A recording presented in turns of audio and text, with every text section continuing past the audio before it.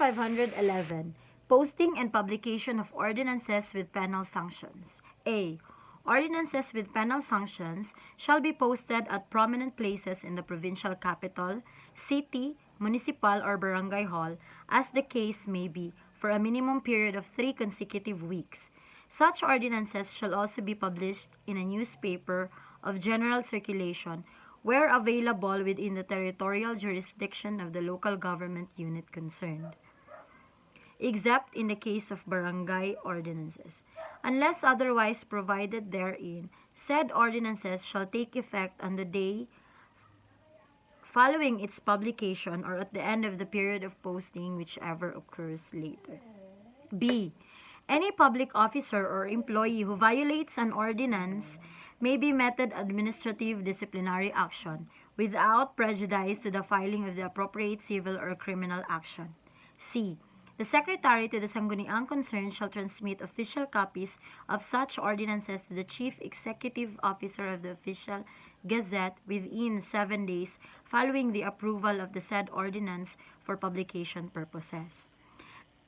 The official Gazette may publish ordinances with penal sanctions for archival and reference purposes. Section 512. Withholding of benefits accorded to barangay officials. Willful and malicious withholding of any of the benefits accorded to barangay officials under Section 393 hereof shall be punished with suspension or dismissal from office of the official or employee responsible therefor. Section 513. Failure to post and publish the itemized monthly collection and disbursements.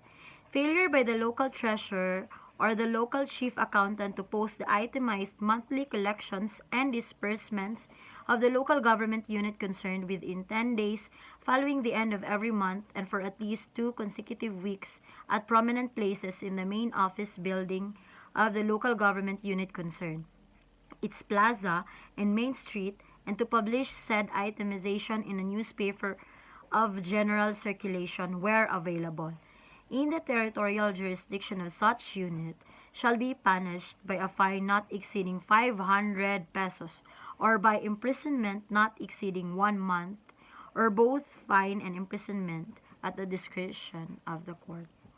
Section 514. Engaging in prohibited business transactions or possessing illegally pecuniary interest. Any local official and any person or persons dealing with him who violate the prohibitions provided in Section 89 of Book 1 hereof shall be punished with imprisonment for 6 months and 1 day to 6 years, or a fine of not less than 3,000 pesos, nor more than 10,000 pesos, or both such imprisonment and fine at the discretion of the court. Section 515. Refusal or failure of any party or witness to appear before the lupon or pangkat. Refusal or willful failure of any party or witness to appear before the lupon or pangkat in compliance with a summons issued pursuant to the provisions on the Katarungang Pambarangay under Chapter 7, Title 1 of Book 3 of this Code may be punished by the city or municipal court as for indirect contempt of court upon application filed therewith by the lupon chairman, the pangkat chairman, or by any of the contending parties. Such refusal or willful failure to appear shall be reflected in the records of the lupon secretary or in the minutes of the pangkat secretary, and shall bar the complainant who fails to appear from seeking judicial recourse for the same case of action, and the respondent who refuses to appear from filing any counterclaim arising out of or necessarily connected with the complaint. Section 516. Penalties for violation of tax ordinances.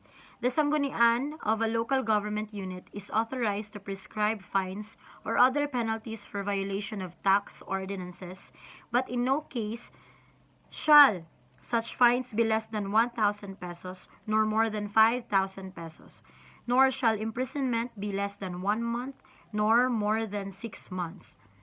Such fine or other penalty or both shall be imposed at the discretion of the court. The sangguniang barangay may prescribe a fine of not less than 100 pesos nor more than 1,000 pesos. Section 517. Omission of property from assessment or tax rolls by officers and other acts. Any officer charged with the duty of assessing real property who willfully fails to assess or who intentionally omits from the assessment or tax roll any real property which he knows to be taxable, or who willfully or negligently underassess any real property, or who intentionally violates or fails to perform any duty imposed upon him by law relating to the assessment of taxable real property shall, upon conviction, be punished by a fine of not less than 1,000 pesos nor more than 5,000 pesos, or by imprisonment of not less than 1 month nor more than 6 months, or both such fine and imprisonment at the discretion of the court.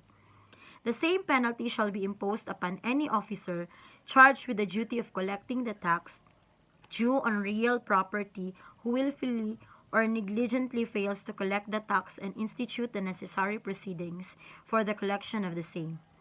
Any other officer required by this code to perform acts relating to the administration of the real property tax or to assist the assessor or treasurer in such administration, who willfully fails to discharge such duties shall, upon conviction, be punished by a fine of not less than 500 pesos nor more than 5,000 pesos, or imprisonment of not less than 1 month nor more than 6 months, or both such fine and imprisonment at the discretion of the court. Section 518. Government agent delay assessment of real property and assessment appeal.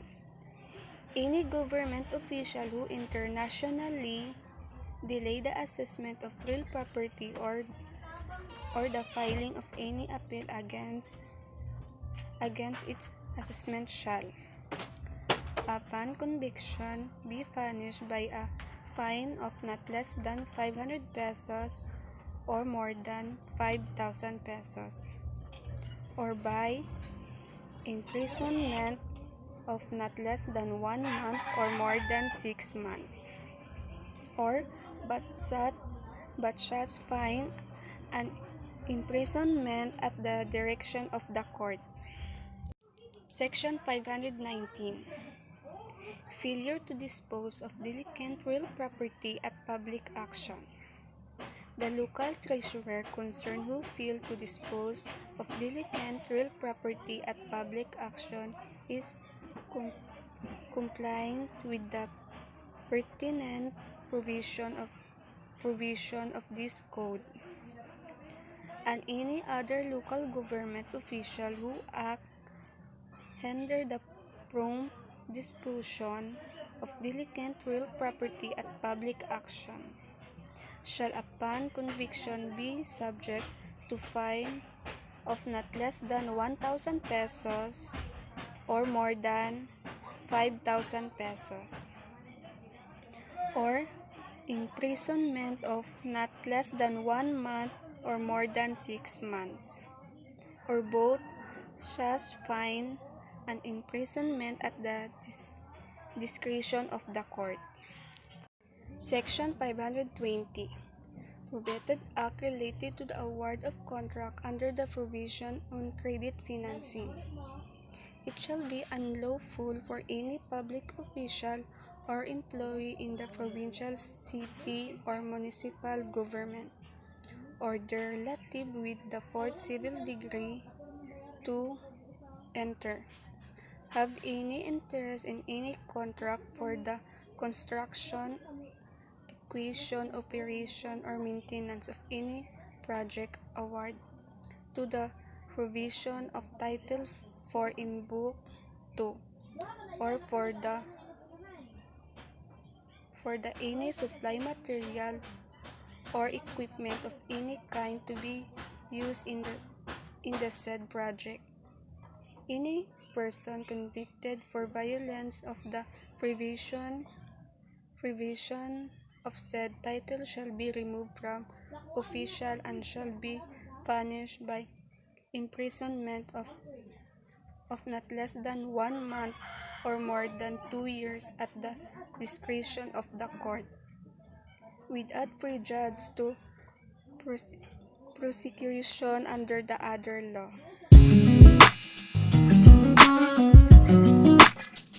Section 521, mandatory review every 5 years. Congress shall undertake a mandatory review of this code at least once every 5 years, and as often as it may deem necessary, with the primary objective of providing a more responsive and accountable local government structure. Section 522, Insurance Coverage. The Government Service Insurance System, GSIS, shall establish and administer an appropriate system under which the punong barangay, the members of the Sangguniang Barangay, the barangay secretary, the barangay treasurer, and the members of the barangay tanod shall enjoy insurance coverage as provided in this code and other pertinent laws. For this purpose, the GSIS is hereby directed to undertake an actuarial study, issue rules and regulations, determine the premiums payable, and recommended to Congress this amount of appropriation needed to support the system, the amount needed for the implementation of the said insurance system shall be included in the Annual General Appropriate Act. Section 523, Personnel Retirement and Benefits. An official or employee of the national government or local government unit separated from the service as a result of reorganization effected under the code shall, if entitled under the laws then in force, receive the retirement and other benefits occurring hereunder, provided, however, that such benefits shall be given funding priority by the Department of Budget and Management in the case of national offices and employees, and the local government unit considered in the case of the local official and employees. Where the employees concerned is not eligible for retirement, he shall be entitled to a grateful from a national government or the local government unit concerned, as the case may be equivalent to an amount not lower than 1 month's salary. For every year of service over and above the monetary values of the leave credit said employee is entitled to receive pursuant to existing law. Section 524, Inventory of Infrastructure and Other Community Facilities. Each local government unit shall conduct a periodic inventory of infrastructure and other community facilities and undertake the maintenance, repair, improvement, or reconstruction of these facilities through closer cooperation among the various agencies of the national government operating with the province, city, or municipality concerned. No infrastructure or community project with the territorial jurisdiction of any local government unit shall be undertaken without informing the local chief executive and the Sangguniang concerned. Section 525, Records and Properties. All records, equipment, buildings, facilities, and other properties of any office or body of a local government unit abolished or reorganized under the code shall be transferred to the office or body to which its powers, functions, and responsibilities are substantially devolved. Section 526, Application of this code to local government units in the autonomous regions. This code shall apply to all provinces, cities, municipalities, and barangays in the autonomous regions until such time as the regional government concerned shall have enacted in its own local government code. Section 527, Prior approval of clearance on regular and recurring transactions. 6 months after effectivity of this code, prior approval of or clearance from national agencies or offices shall no longer be required for regular and recurring transactions and activities of local government units. Section 528, the concentration of requisite authority and power. The national government shall 6 months after the effectivity of this code effect the concentration of requisite authority and power to the appropriate regional office of field of office of field office of national agencies of office whose major functions are not devolved to local government units. Section 529. Tax ordinance or revenue measures. All existing tax ordinance or revenue measure of local government units shall continue to be in force and effect the activity of this code unless amended by the Sagundiang concerned or inconsistent with or in violation of the provisions of this code. Thank you. Section 530, Local Water Districts. All powers, functions, and attributes granted by the Presidential Decree Number 198, otherwise known as the Provincial Water Utility Acts of 1973, to the Local Water Utilities Administration may be devolved into two existing local water districts should they options or choices to exercises in writing such powers, functions, and attributes, provided that all obligations of local government unit concerned to local water utilities administration shall first be settled prior to said devolution. Section 531, Debt Relief for Local Government Units.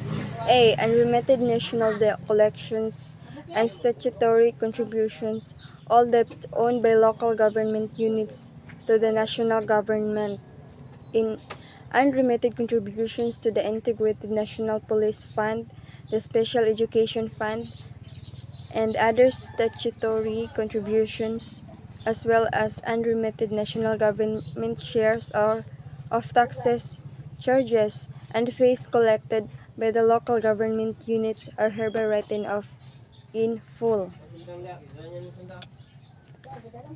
B. Program loans. 1. Program loans secured by local government units where relent to private persons, natural or judicial, shall likewise be written off from the books of the local government units concerned, provided, however, that the national government agency tasked with the implementations of the programs shall continue to collect from the debtors belonging to the private sector concerned. 2. Program loans granted to the local government units by the national government agencies and which were utilized by the local units for community development, livelihood, and other small-scale projects are hereby written off in full. C. Settlement of debts due to the government financing institutions, government-owned and controlled corporations, and private utilities. The national government shall assume all debts incurred or contracted by the local government units from GFIS and GOCCS, and private utilities that are outstanding as of December 31, 1988, in accordance with the following schemes. 1. Debts due GFIS, the national government may buy outstanding obligations incurred by local government units from the government financing institution at a discounted rate. 2. Debts due GOCCS. The national government may settle such obligations at discounted rate through offsetting only to the extent of the obligations of local government against the outstanding advance made by the national treasury in behalf of the government-owned and controlled corporations concerned. 3. Debts due private utilities. The national government may settle this obligation at a discounted rate by offsetting against the outstanding obligations of such private utilities to government-owned corporations, GOCCS, may in turn offset these obligations against the outstanding advance made by the national treasury in their behalf. In the case of obligations owned by local government units to private utilities which are not indebted to any GOCC or national government agency, the national government may instead buy the obligations of the local government units from private utilities at a discounted rate upon concurrence by the private utilities concerned. D. Limitations. Obligations to the Home Development and Mutual Fund, Pag-ibig, Medicare, and those pertaining to premium contributions and amortizations, payments of salary, and policy loans to the government service insurance system are excluded from the coverage of this section. A. Recovery schemes for the national government. Local government units shall pay back to the national government whatever amounts were advanced or offset by the national government to settle their obligations to GFIS, GOCCS, and private utilities. The national government shall not charge interest or penalties on the outstanding balance owed by the local government units.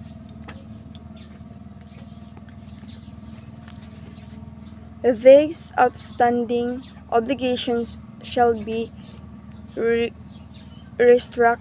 restructured and an amortization schedule prepared based on the capability of the local government unit to pay, taking into consideration the amount owed to the national government.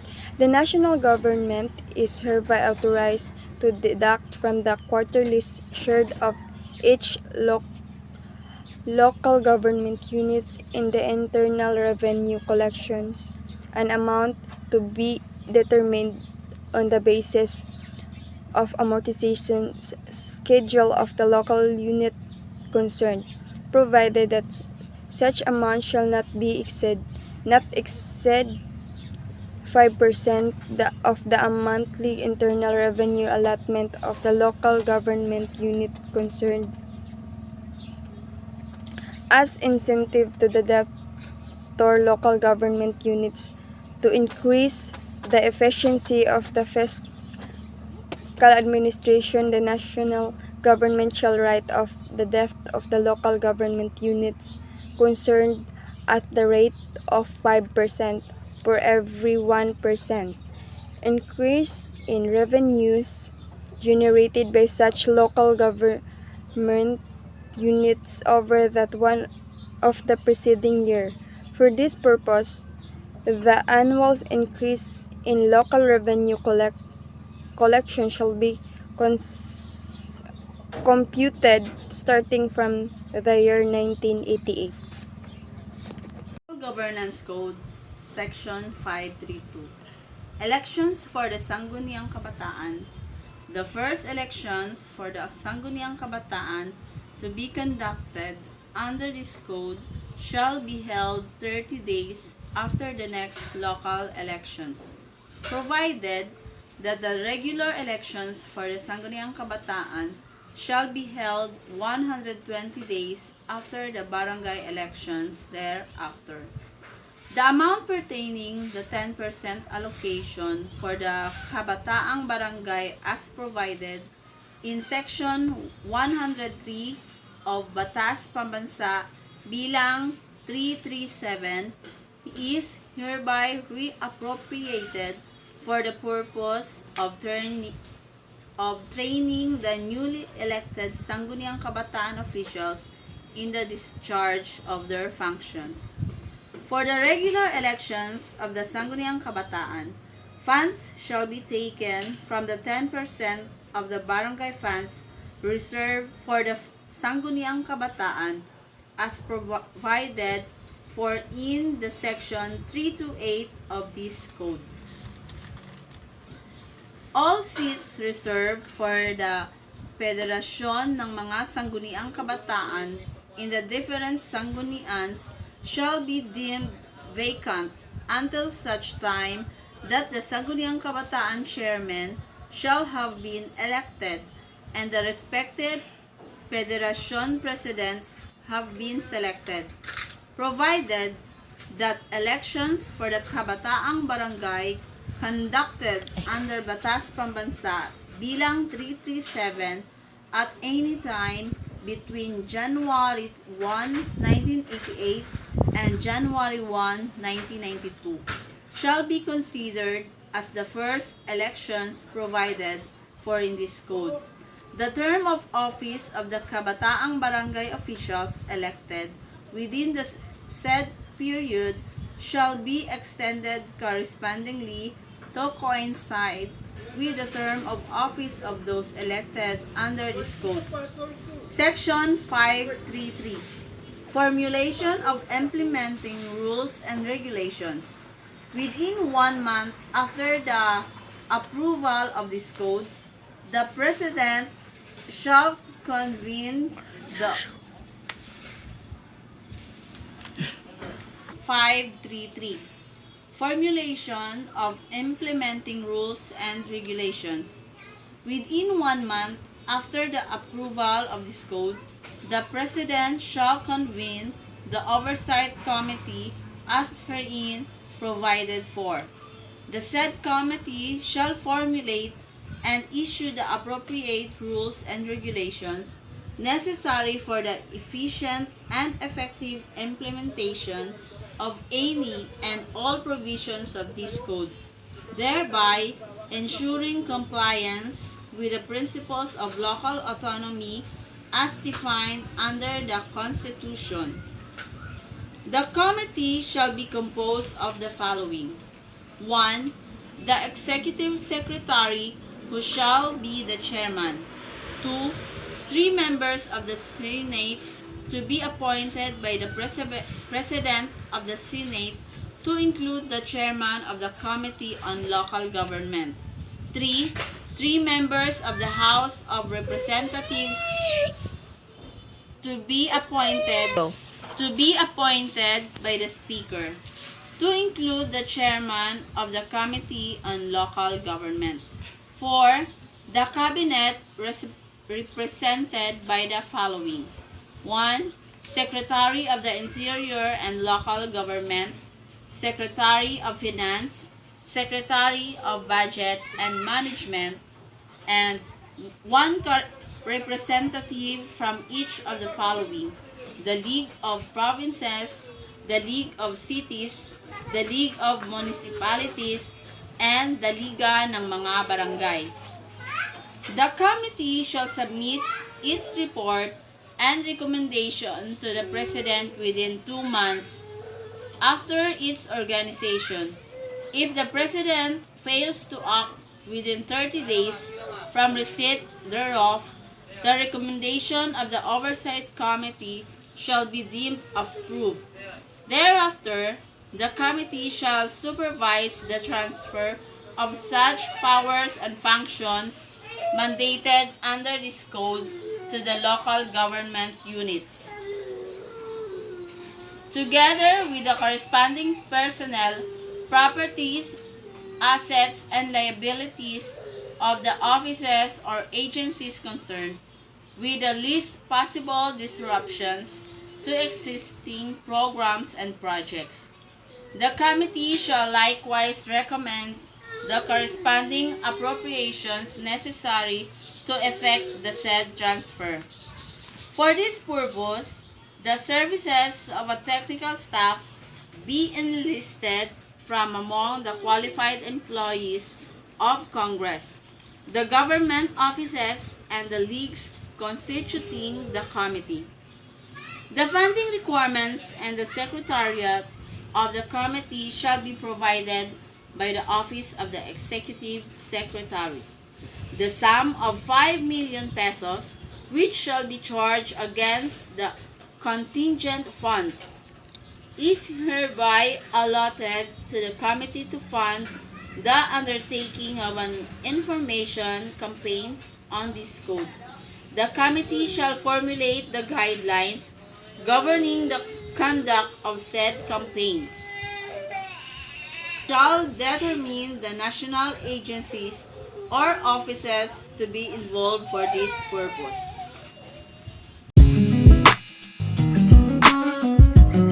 Section 534, Repealing Clause.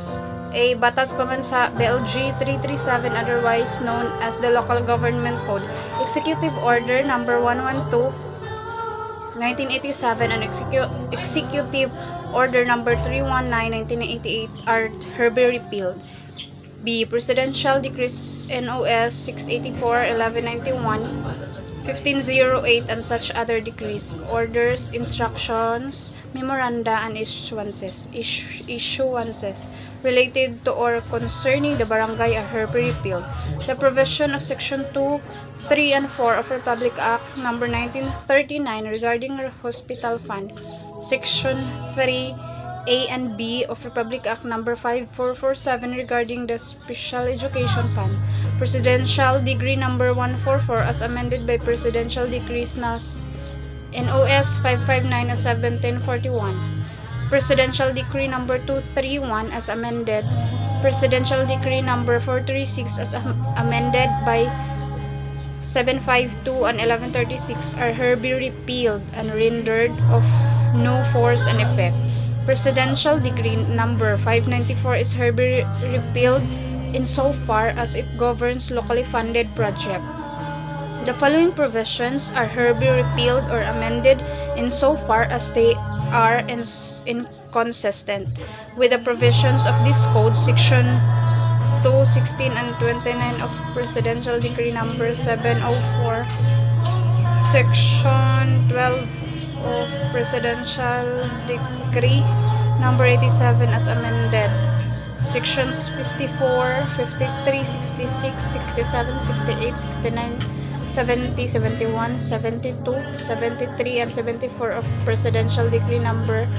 463 as amended, and Section 16 of Presidential Decree No. 972 as amended, and all general and special laws, acts, city charters, decrees, executive orders, proclamations, and administrative regulations or parts thereof which are inconsistent